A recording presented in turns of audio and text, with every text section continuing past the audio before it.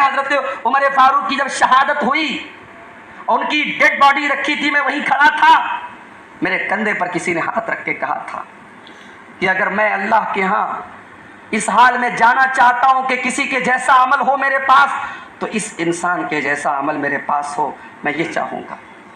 اگر میں چاہوں گا کہ دنیا میں کسی کے جیسا عمل لے کے جاؤں تو میں عمر فاروق کے جیسا عمل لے کے جانا چاہوں گا، اس لیے کہ میں نبی کی زبان سے جب بھی سنتا تھا تو یہی سنتا تھا، ابو بکر آئے عمر آئے، ابو بکر گئے عمر گئے۔ جب جہاں نبی ہوتے تھے وہاں ابو بکر ہوتے تھے، عمر ہوتے تھے۔ حضرت عبداللہ ابن عباس نے پلٹ کے پیچھے دیکھا تو سیدنا علی رضی اللہ تعالیٰ عنہ کھڑے ہوئے تھے۔ علی رضی اللہ تعالیٰ عنہ کون ہے؟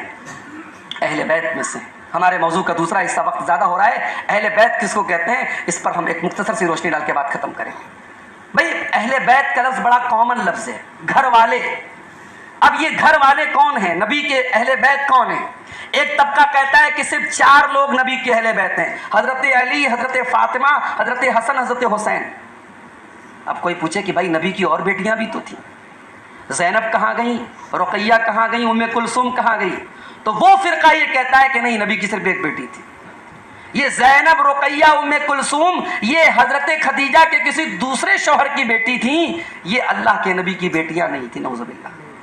لیکن یہ عقیدہ تو قرآن کے خلاف ہے۔ قرآن میں اللہ نے کہا یا ایھا النبی قل لازواجک و بناتک، اے نبی اپنی بیویوں سے کہہ دو اور بیٹیوں سے کہہ دو۔ جب قرآن بیٹیوں کہہ رہا ہے اس کا مطلب کہ نبی کی ایک سے زیادہ بیٹیاں ہیں۔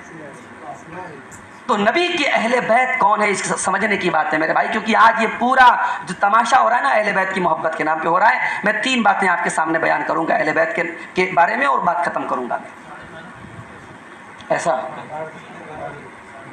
کوئی مشکل تو نہیں ہے؟ یہ بھوکے نہیں رہے لوگ؟ اچھا کھا کے بیٹھے۔ تو اہل بیت کون ہے؟ آئیے پہلے قرآن سے پوچھتے ہیں۔ قرآن کا 22واں پارہ کھولتے ہیں، سورہ احزاب کی آیت نمبر 33۔ اور ایک بات اور میں بتا دوں، میری مائیں بہنیں بھی سن رہی ہیں، میں آپ سب سے ایک بات کہنا چاہتا ہوں۔ آج کا ماحول جیسا ہے ہم دیکھ رہے ہیں، عورتوں کے تعلق سے جو معاملات آ رہے ہیں دیکھ رہے ہیں ہم، بمبئی جیسے شہر میں رہنے والے آپ ہیں، بہت کچھ بتانے کی ضرورت نہیں ہے۔ اپنے گھر کی عورتوں کو، اپنی بچیوں کو کبھی موقع ملے تو سورہ احزاب ترجمہ اور تفسیر کے ساتھ ضرور ان کو سکھا دیجیے۔ قرآن کی 2 صورتیں ایسی ہیں جو ہر فیملی کو، جس کو ویسے تو پورا قرآن ہمیں پڑھنا چاہیے، لیکن 2 صورتیں ہماری فیملی سے ریلیٹ کرتی ہیں، ہماری عورتوں سے ریلیٹ کرتی ہیں، ہمارے مینر سے ریلیٹ کرتی ہیں۔ ایک سورہ نور ہے، ایک سورہ احزاب ہے۔ میں چاہتا ہوں کہ مختصر میں وہ 22ویں پارے کی اسٹارٹنگ کی جو آیتیں وہ پڑھ دیتا ہوں آپ کے سامنے۔ 22ویں پارے کی اسٹارٹنگ ہے، اللہ اپنے نبی کی بیویوں سے کہہ رہا ہے یا نساء النبی لستن کاحد من النساء، اے نبی کی عورتوں تم عام عورتوں کی طرح نہیں ہو۔ یہ حکم نبی کی عورتوں کو دیا جا رہا ہے، مگر جو بات ہے پوری امت کی عورتوں کے لیے۔ گویا ایک مسلمان عورت کو کہا جا رہا ہے کہ تو عام عورت کی طرح نہیں ہے، تو کوئی کامن عورت نہیں ہے، تو مسلمان عورت ہے۔ تیری پہچان تیرا دین ہے، تیری پہچان تیرا حجاب ہے، تیری پہچان تیری شرم و حیا ہے۔ تو عام عورتوں کی طرح اپنے آپ کو نہ سمجھ، تو اپنے جسم کی نمائش نہ کر، تو وہ کام نہ کر جو دنیا کی اور عورتیں کرتی ہیں۔ ان اتقیتن، اگر تم اللہ سے ڈرتی ہو، فلا تخضعن بالقول، تو خبردار اپنی آواز میں، اپنے لب و لہجے میں کسی اجنبی کے لیے، کسی غیر محرم کے لیے لچک پیدا مت کر۔ آج سوشل میڈیا کا دور ہے، ہماری بہنیں فیس بک چلا رہی ہیں، انسٹاگرام چلا رہی ہیں، ٹیلی گرام چلا رہی ہیں، واٹس ایپ چلا رہی ہیں۔ بڑے صاف الفاظ میں بات کر رہا ہوں، کسی غیر محرم نے آپ کو آ کے سلام کیا، آپ سے تعلق بڑھانے کی کوشش کی، بلاک کرو اس کو۔ اس سے باتیں بڑھانا، اس کو موقع دینا باتیں بڑھانے کا، یہ ادب کے خلاف ہے۔ غیر محرم کے ساتھ سختی سے بات کرنا یہی ادب ہے۔ بھئی عام حالات میں تو ہمیں کسی سے بات کرنا ہے، ادب سے بات کرنا ہے، لیکن غیر محرم جو ہم سے پینگے بڑھانے کی کوشش کرے، ہم سے جو ہے چیٹنگ کرنا چاہے اور ہم سے فضول باتیں کرنا چاہے، اس کو بلاک کرو۔ قرآن کی آیت سبق دے رہی ہے، کسی غیر محرم کے لیے اپنے لہجے کو نرم نہ کرو۔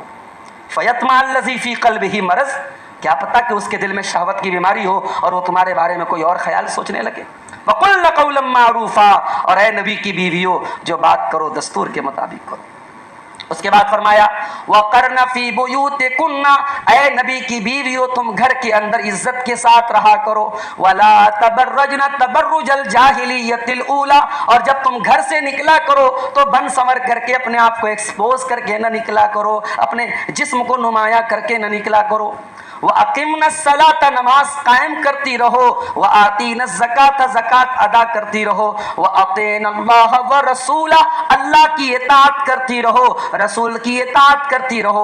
إِنَّمَا يُرِيدُ اللَّهُ لِيُذْهِبَ عَنْكُمُ الرِّجْسَ أَهْلَ الْبَيْتِ وَيُطَهِّرَكُمْ تَطْهِيرًا، اے نبی کے اہل بیت، اے نبی کے گھر والوں، اللہ تم سے ہر گندگی کو دور کرنا چاہتا ہے اور تم کو اچھی طریقے سے پاک اور صاف کرنا چاہتا ہے۔ یہ میں نے کچھ نہیں کیا ہے، بس قرآن کے 22ویں پارے کی اسٹارٹنگ کی آیات کا ترجمہ کیا ہے۔